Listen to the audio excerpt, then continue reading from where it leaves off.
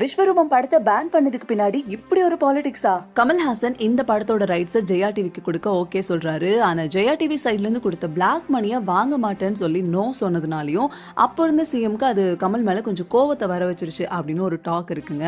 அது மட்டும் இல்லாம ஒரு பப்ளிக் ஃபங்க்ஷன்ல கமல் கொஞ்சம் ஓப்பனாவே தமிழ்நாட்டை வேஷ்டி கட்டின ஒரு தமிழன் தான் ஆளணும் அப்படின்னு சொல்லி சொன்னது சிஎம்மோட ஈகோவை இன்னும் அதிகப்படுத்தி விட்டுருக்கு. அவங்களோட சஜஷன்ஸ்னால தான் விஸ்வரூபம் படம் தமிழ்நாட்டில் பேன் ஆச்சும் அப்படின்னு சொல்லுவாங்க. அவங்க சொன்னதுனால தான் முஸ்லிம்ஸ் இந்த படம் அவங்கள புண்படுத்துற மாதிரி இருக்குன்னு சொல்லி நிறைய ப்ரொடெஸ்ட்லாம் கூட பண்ணியிருக்காங்க. இந்த போராட்டம் அதிகமாக இந்த விஷயம் ஒரு நேஷனல் நியூஸ் அட்டென்ஷனுக்கு வருது.